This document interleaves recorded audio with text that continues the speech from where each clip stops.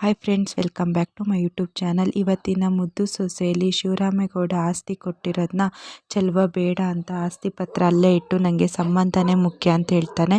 ಅಷ್ಟೊತ್ತಿಗೆ ಶಿವರಾಮೇಗೌಡ ಚಿಕ್ಕಪ್ಪ ಹೇಳ್ತಾರೆ, ಹಾಗಾದರೆ ಚೆಲುವನಿಗೆ ಈ ಮದುವೆ ಮಾಡೋದ್ರಲ್ಲಿ ಯಾವುದೇ ರೀತಿ ತೊಂದರೆ ಇಲ್ಲ ಅಂತೆ, ಇನ್ನು ನೀವು ಮದುವೆ ಕಾರ್ಯನ ಮುಂದುವರಿಸಿ ಅಂತ ಹೇಳ್ತಾರೆ. ಅಷ್ಟೊತ್ತಿಗೆ ಸಾವಿತ್ರಿ ಇದ್ದವಳು, ಈಗ ಬೇಡ ಅಂತ ಹೇಳ್ಬೋದು, ಮತ್ತೆ ಅವನು ಮದುವೆ ಟೈಮಲ್ಲಿ ನಿಲ್ಲಿಸ್ತಾನೆ ಅಂತಾನೆ. ಅಷ್ಟೊತ್ತಿಗೆ ಇಲ್ಲ, ಯಾವತ್ತೂ ಹಾಗೆ ಮಾಡಲ್ಲ ಚೆಲುವ ಅಂತ ಹೇಳಿ ಎಲ್ಲರೂ ಅಲ್ಲಿಂದ ಹೋಗ್ತಾರೆ. ಈ ಕಡೆ ಕ್ವಾಟ್ಲೆ ನೋಡಿದರೆ ಫೋನ್ನೇ ಕಳ್ಕೊಂಡಿರ್ತಾನೆ. ಫೋನು ಹಾಳಾಗಿದೆ ಅಂತ ಅಕ್ಕಿ ಡಬ್ಬಲ್ಲಿ ಇಟ್ಟಿರ್ತಾನೆ. ಈ ಕಡೆ ಲ್ಯಾಬಲ್ಲಿ ರಿಪೋರ್ಟ್ ಬರುತ್ತೆ. ಲ್ಯಾಬವ್ನು ಹೇಳ್ತಾನೆ, ಅವರು ಹೇಳ್ದಂಗೆ ಆ ಕೇಕಲ್ಲಿ ಏನೋ ಬೆರೆಸಿದ್ರು, ಹಾಗಾಗಿ ಅದನ್ನು ತಿಂದು 8-10 ನಿಮಿಷದಲ್ಲಿ ಅವರಿಗೆ ಪ್ರಜ್ಞೆ ಹೋಗುತ್ತೆ. ಪ್ರಜ್ಞೆ ಬರೋಕ್ಕೆ 8ರಿಂದ 9 ಗಂಟೆ ಆದರೂ ಬೇಕಾಗುತ್ತೆ.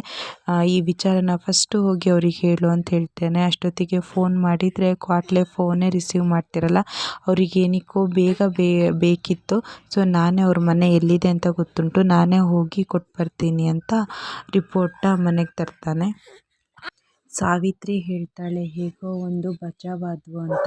ಅಷ್ಟೊತ್ತಿಗೆ ಈಶ್ವರಿ ಇದ್ದವಳು, ಚೆಲುವ ಸುಮ್ಮನೆ ಹೋಗಿದ್ದಾನೆ ಅಂದರೆ ಏನೋ ಅವನು ಬೇರೆ ರೀತಿ ಪ್ಲ್ಯಾನ್ ಮಾಡೋಕ್ಕೇನೆ. ಅವತ್ತು ತಾಳಿ ಶಾಸ್ತ್ರ ದಿನವೇ ಸುಮ್ಮನೆ ಹೋದವರು ಪಂಚಾಯಿತಿ ಕಟ್ಟಿಸಿ ವಿದ್ಯೆನ ಮತ್ತೆ ಮನೆ ಕಟ್ಸಂಗೆ ಈಗನೂ ಯಾವುದೋ ದೊಡ್ಡ ಸಂಚುನೇ ಮಾಡ್ತಾ ಇದ್ದಾರೆ ಅಂತ ಹೇಳ್ತಾರೆ.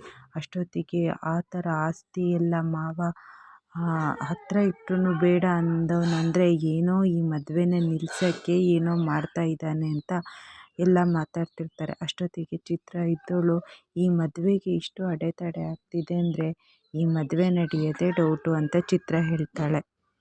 ಆವಾಗ ಸಾವಿತ್ರಿ ಹೇಳ್ತಾಳೆ, ನೀವೆಲ್ಲ ನಮ್ಮ ಜೊತೆ ಇರಲೇಬೇಕು ಅಂತ, ಅದಕ್ಕೆ ತಾನೇ ನಾವಿರೋದಲ್ವ ಅತ್ತೆ ಅಂದಾಗ ಈಶ್ವರಿ ಇದ್ದವಳು, ಏನೇ ಅಡೆತಡೆ ಆದ್ರೂ ಅಷ್ಟೇ ಈ ಮದುವೆ ಆಗಲೇಬೇಕು, ಆ 3 ಅಡಿನ ಮೂಲೆಗೆ ತರಬೇಕು ಅಂದರೆ ಈ ಮದುವೆ ನಡಿಲೇಬೇಕು ಅಂತ ಈಶ್ವರಿ ಹೇಳ್ತಾಳೆ.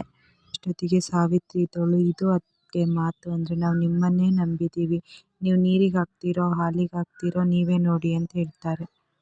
ಈ ಮದುವೆ ಆಗೋ ತನಕ ನಾವೆಲ್ಲ ಒಟ್ಟಿಗೆ ಇರಬೇಕು, ಯಾವ ಕಾರಣಕ್ಕೂ ಈ ಮದುವೆ ನಿಲ್ಲಬಾರ್ದು, ಈ ಮದುವೆ ಒಂದಾದರೆ ನಾವು ಆ 3 ಅಡಿ ಮುಂದೆ ಗೆದ್ದಿದ್ದಂಗೆ ಅಂತ ಈ ಕಡೆ ಮಾತಾಡ್ತಿರ್ತಾರೆ.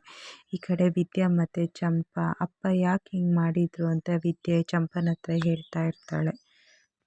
ಚಂಪಾ ಹೇಳ್ತಾಳೆ, ಹೇಗಾದರೂ ಈ ಸಲ ಅವತ್ತು ನಿಮ್ಮನ್ನು ಹಟ್ಟಿ ಒಳಗೆ ಬಿಟ್ಕೊಂಡಂಗೆ ಇವತ್ತು ಏನಾದ್ರು ಮಾಡ್ತಾರೆ ಅಂತ ಅಂದ್ಕೊಂಡೆ, ಬಟ್ ಏನೂ ಆಗಲಿಲ್ಲ ಅಲ್ಲ ಅಕ್ಕ ಅಂತ ಹೇಳ್ತಾರೆ.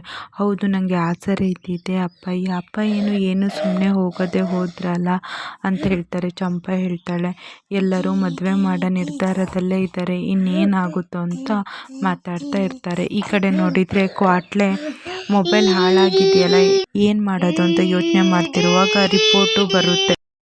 ಕ್ವಾಟ್ಲೆ, ಇಲ್ಲೇ ಇದ್ದರೆ ಹಾಗಲ್ಲ, ತೋಟಕ್ಕೆ ಹೋಗಿ ನೀರಾರು ಹಾಕ್ಬರ್ತೀನಿ ಅಂತ ಅವ್ನು ಆ ಕಡೆ ಹೋಗೋಕ್ಕೂ ರಿಪೋರ್ಟ್ ತಗೊಂಡು ಇವನು ಈ ಕಡೆ ಬರ್ತಾನೆ.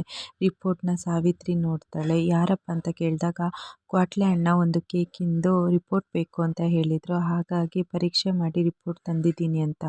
ಹೌದಾ ಸರಿ ಕ್ವಾಟ್ಲೆ, ನಮ್ಮ ಹುಡ್ಗನೇ, ಬಾರಪ್ಪ ಏನಿದೆ ಆ ರಿಪೋರ್ಟಲ್ಲಿ ಅಂದಾಗ, ಹಾಗೆಲ್ಲ ಏನು ಹೇಳೋಕ್ಕಾಗಲ್ಲ ಅಂದಾಗ, ಹೇಳು ಅಂದಾಗ ಆ ಕೇಕಲ್ಲಿ ಯಾರೋ ಮದ್ದು ಬಡಿಸಿದ್ದಾರೆ, ಅದು ಯಾರು ತಿಂದರೂ ಅವರು ಪ್ರಜ್ಞೆ ತಪ್ತಾರೆ ಅಂತ ಹೇಳ್ತಾರೆ.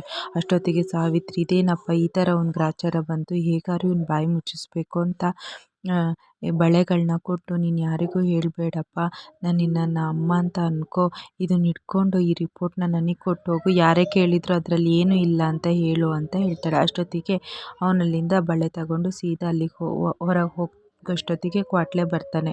ಕ್ವಾಟ್ಲೆ ಕೀನ ಮರೆತು ವಾಪಸ್ ಬರ್ತಿರ್ತಾನೆ. ಕ್ವಾಟ್ಲೆ ಕೇಳ್ತಾನೆ, ಆ ರಿಪೋರ್ಟಲ್ಲಿ ಏನಿದೆ ಅಂತ. ಆ ಹುಡ್ಗ, ಇಲ್ಲ ಆ ರಿಪೋರ್ಟಲ್ಲಿ ಯಾವುದೇ ರೀತಿ ಏನೂ ಇಲ್ಲ ಅಂದಾಗ ಅಲ್ಲಿಂದ ಹೋಗ್ತಾನೆ. ಅಷ್ಟೊತ್ತಿಗೆ ನಮ್ಮ ಅಣ್ಣ ತಮ್ಮ ತಿಂದು ಮತ್ತು ಯಾಕೆ ಪ್ರಜ್ಞೆ ತಪ್ತಾ ಅಂತ ಕ್ವಾಟ್ಲೆ ಯೋಚನೆ ಮಾಡ್ತಿರ್ತಾಳೆ. ಅಲ್ಲಿ ವಿದ್ಯೆ ನೋಡಿದರೆ ಅಪ್ಪಯ್ಯಂಗೆ ಫೋನ್ ಮಾಡಿ, ಅಪ್ಪಯ್ಯ ನನಗೆ ನೀನೇ ಆಧಾರ ಇದ್ದಿದ್ದು, ನೀನೇ ಹಿಂಗೆ ಮಾಡಿದೆ ಅಂದಾಗ ನಾನು ಅಲ್ಲಿಂದ ಸುಮ್ಮನೆ ಬಂದಿರ್ಬೋದಮ್ಮ, ಆದರೆ ಯಾವ ಕಾರಣಕ್ಕೂ ಈ ಮದುವೆ ಆಗೋಕ್ಕೆ ಬಿಡಲ್ಲ ಅಂತ ಹೇಳ್ತಾನೆ. ಇಷ್ಟು ಇವತ್ತಿನ ಸಂಚಿಕೆಯಲ್ಲಿ ನಡೆದಿದೆ. ಈ ವಿಡಿಯೋ ನಿಮ್ಗೆ ಇಷ್ಟ ಆಗಿದ್ದರೆ ಲೈಕ್ ಮಾಡಿ, ಶೇರ್ ಮಾಡಿ, ಹಾಗೆ ಚಾನಲ್ನ ಸಬ್ಸ್ಕ್ರೈಬ್ ಮಾಡಿ.